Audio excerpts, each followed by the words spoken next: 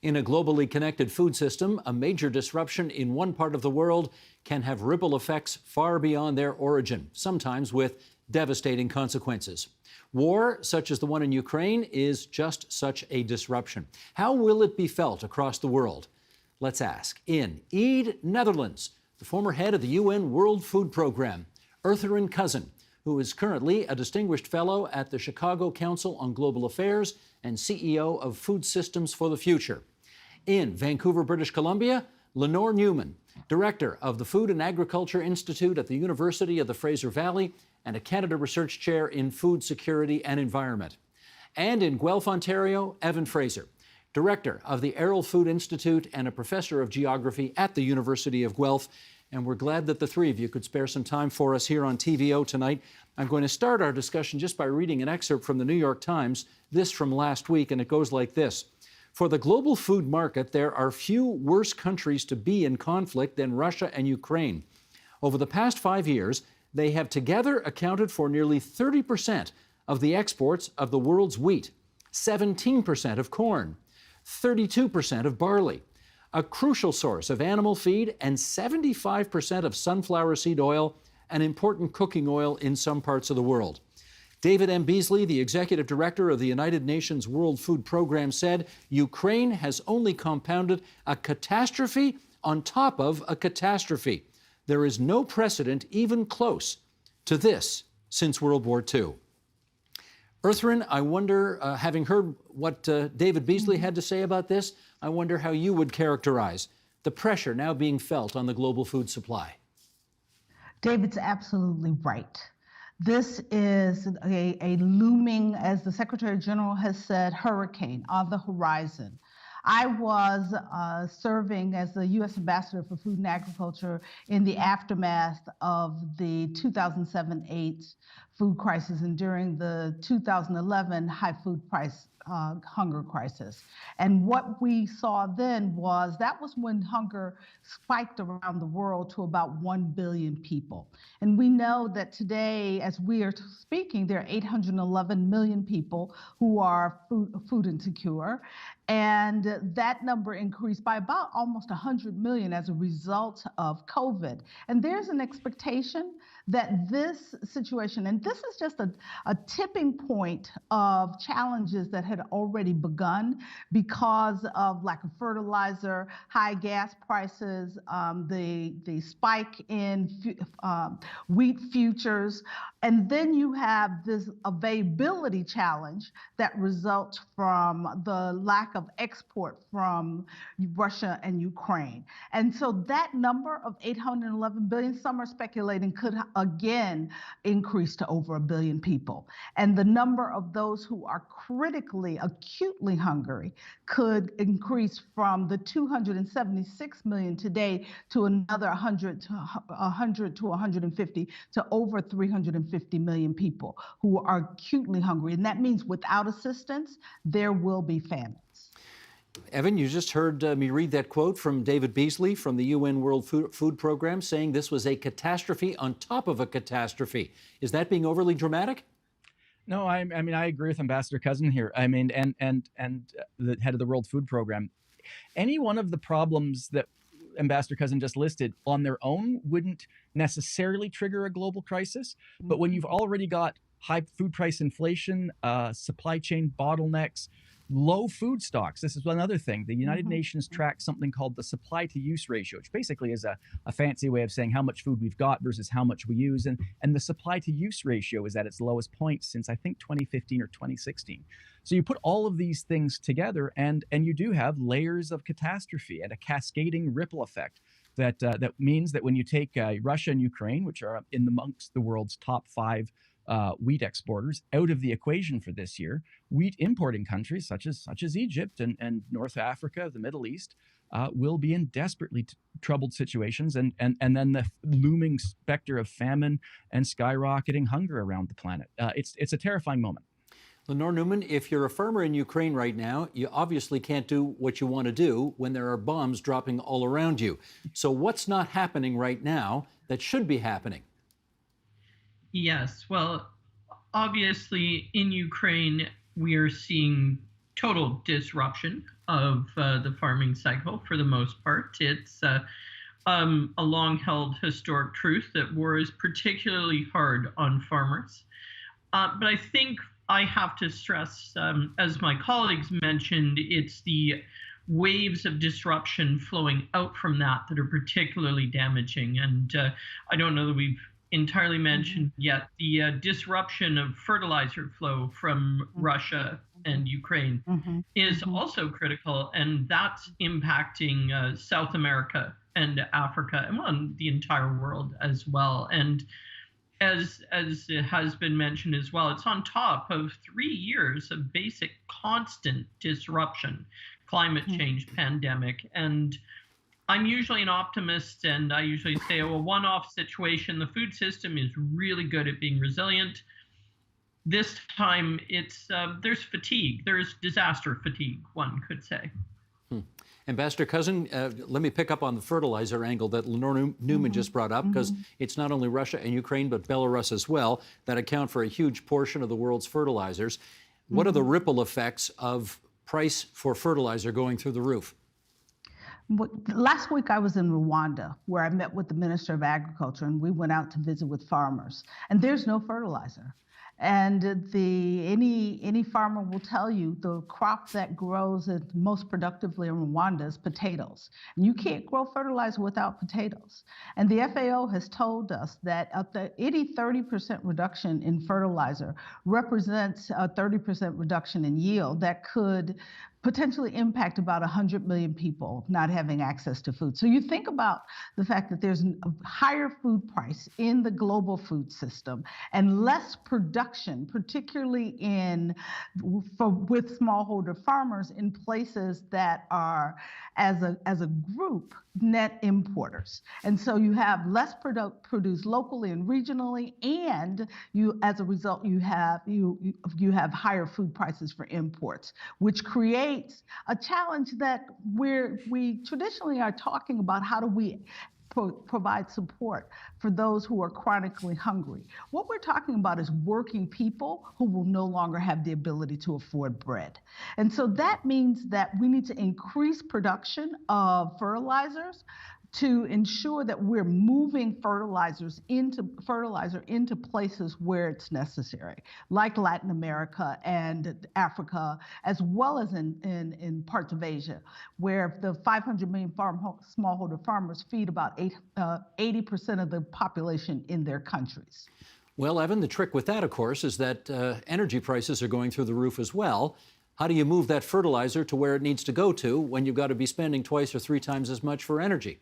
Well, I mean, again, we're just describing the same problem. I mean, this is another aspect of these layers of catastrophe the world is facing right now. And I think there's an important element that is worth doubling down on, because in a place like Canada, soils are pretty deep, pretty organic, pretty well managed in general. So there will be a lot of surplus nutrients from last year's fertilizer that will help buffer most Canadian farmers, not all, not perfectly, but will help buffer most Canadian farmers from not being able to put as much fertilizer on this year because of the high costs.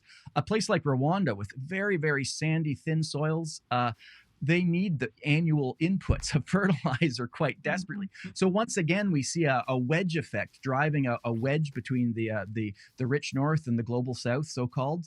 And again, we see a thing that exacerbates, or a function that exacerbates, inequality in this world. And again, we just see another layer of this catastrophe unfolding in front of us. Lenore, can you tell how much of the problems that you've all been describing so far are the result of the war, and how much are the result of sanctions that have been put on Russia? Can we tell that yet?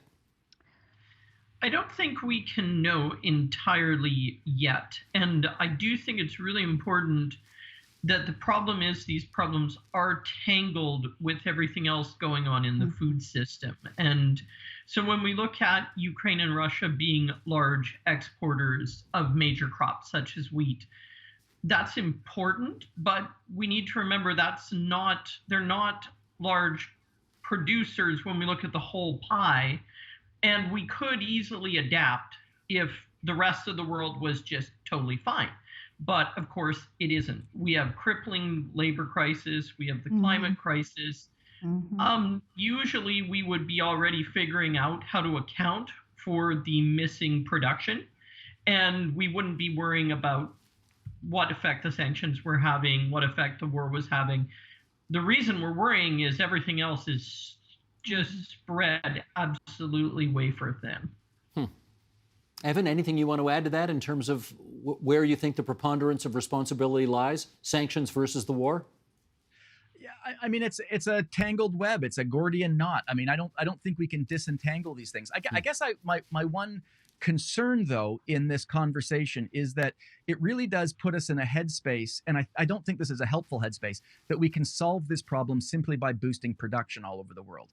And I think that what this is revealing is that at a deep and fundamental level, there are so many interlocking vulnerabilities in the food system that we need a much more fundamental food system transformation, and that yeah, we need to help farmers get access to fertilizer as a short-term measure. We need to make sure that say Canadian wheat gets into places like North Africa. Those are really good short-term strategies, supporting the World Food Program to do the delivery of the food aid. But that isn't going to solve the long-term structural vulnerabilities that we're seeing and we're falling prey to this year. And that requires a deeper, more nuanced strategy. No, I take your point on that, but in the immediate situation that the world finds itself in right now, and Earther and Cousin, I'll bring you back in on this, I guess we need to have a better understanding of which parts of the world, either right now or are soon going to be, facing the brunt of the food shortage that you've all described. Well, we know that the direct effects of the war will affect those who are net importers, historical net importers. We've already seen and witnessed protest because of high food prices. There's an expectation that other countries like Egypt, that are large importers from Ukraine and Russia, will also be immediately affected. But there are also those countries that are far afield from Russian or Ukrainian imports, like Haiti, where because of higher food prices, high debt levels of the country, and inability to support the purchase of commodities at a higher price, and the challenges and impact of higher oil prices and lack of production in the country, that we know they are, as you think about a hotspot country, that's one of those countries that would easily be a hotspot country. But we can walk around the globe and identify those countries. For example, let me just add one more on here, and that's in the West Africa and the Sahel, where we recognize that the opportunity to increase production there in a follow-on to the challenges that they've been having with climate-related poor agricultural production, the opportunity to invest in increased access to foods, the governments don't have the capital. And so trying to identify how we can not only provide the immediate humanitarian support that is necessary in those places, but also the tools that are necessary, because we are 3 months away from the beginning of the planting season in the Sahel. What is the work that the international community must do now to invest in providing the seeds and tools that are required to ensure that we don't expand the challenge even further, because we failed to provide those farmers with the tools that they need. So I'll stop there, because I can walk you around the globe and tell you how this is going to affect so many countries. But that just giving you those examples, hopefully your viewers will recognize that this is a challenge that is affecting different parts of the globe, and it will affect in different ways, but the outcome will, in each of those countries, is increased number of hungry people. No, indeed. I take your point on that. And I guess, Evan, I mean, this may be a bit of a nuanced look at it, but not every country presumably will be affected in the same way, because some countries depend on, for example, wheat in their diet more than other countries do. Can you give us a bit of a list of countries which would be sort of more dependent as opposed to less on wheat, and therefore this will hit them harder? Yeah, I mean, That's a really important nuance, and something like the fertilizer crisis is affecting farmers everywhere. The specific role of Ukraine and Russia as key global wheat exporters will disproportionately affect North Africa and the Middle East, which are fundamentally have a lot of wheat in their diets, as opposed to, say, Asian countries where wheat's super important, but it isn't as central, say, to the diets as rice is.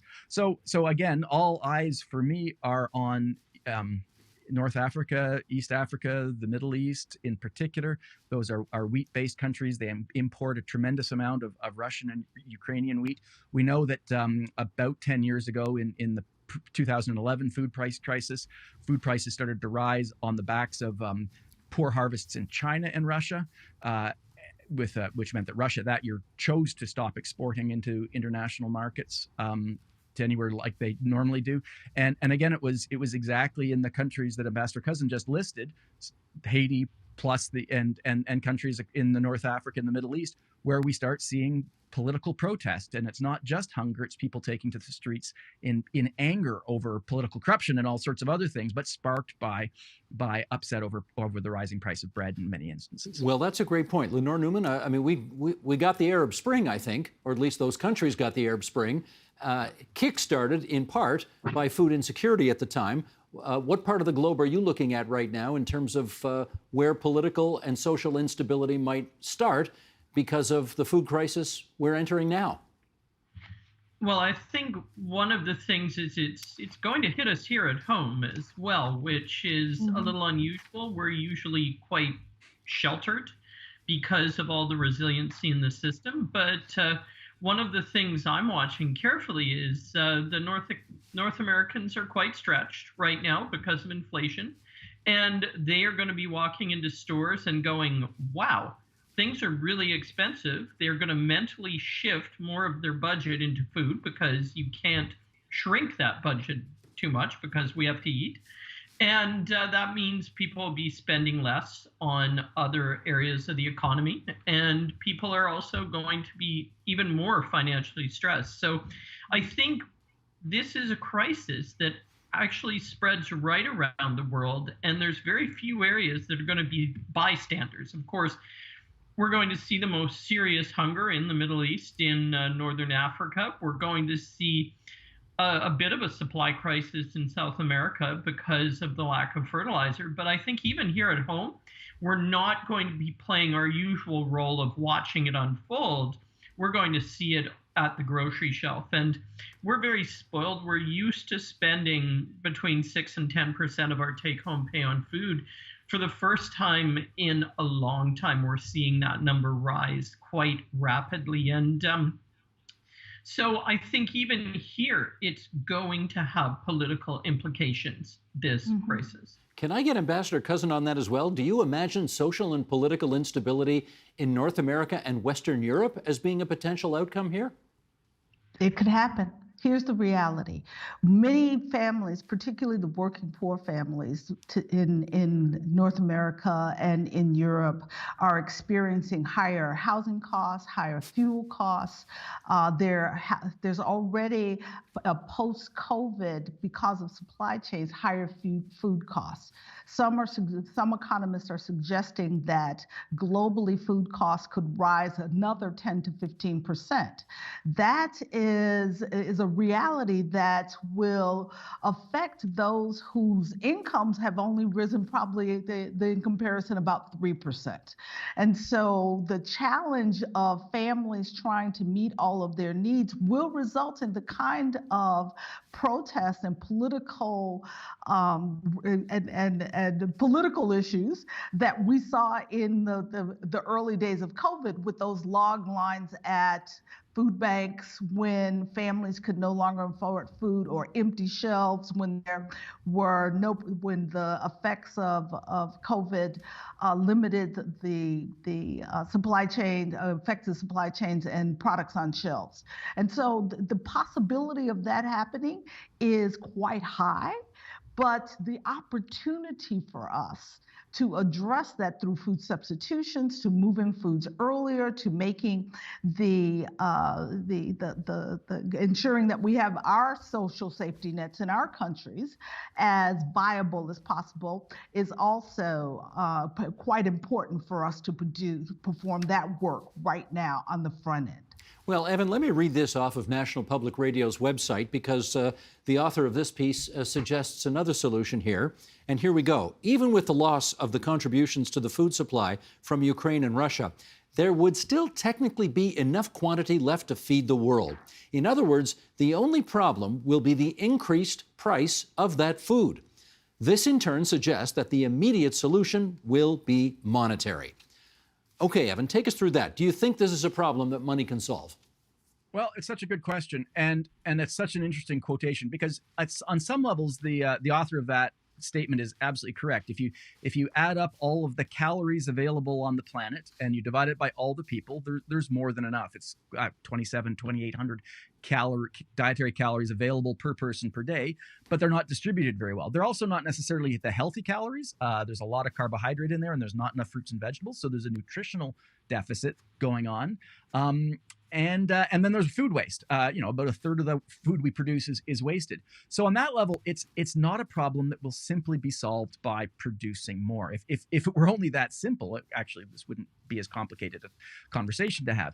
But what we need to be doing is, I think, in the very, very short term, supporting organizations like the World Food Program, hoping that the Canadian wheat harvest that's coming off, the winter wheat harvest that's coming off in the next couple of months is robust.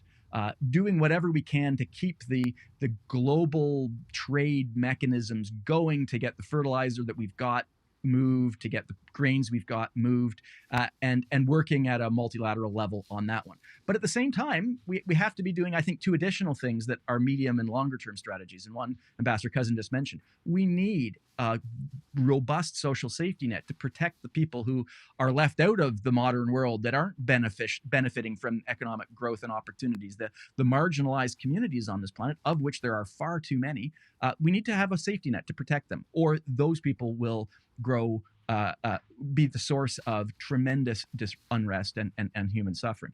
And then I think there's a wake-up call that the fundamental assumptions of the world food system, good grain, good weather, seamless trade, all these things that we sort of assumed over the 20th and early 21st century were sort of fundamental. Well, those assumptions are pretty rickety right now. And so I think we have to shorten supply chains, build resilience into the system. That will cost money, which redoubles, it increases the importance of doing social safety nets.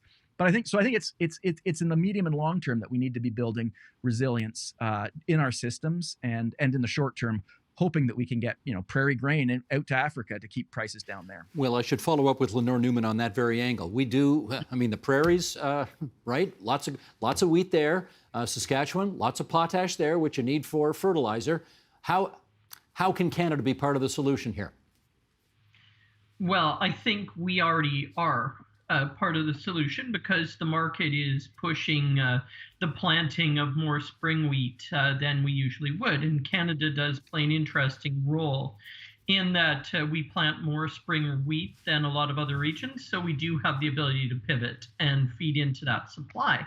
But I do feel Evan's raised a really critical point in that we're playing reactive politics here constantly. The last 4 years have been the food system stumbling from crisis to crisis. And the quote that you gave us is interesting, because over the last few years, we've seen government write us checks for COVID, and everyone was totally, yeah, we need to do that. And then recently for fuel costs, we are getting the little check, and it's a bandage, and it's important. We have to do bandage type things, but eventually you do bleed to death if you only use bandages. And I think Evan is correct.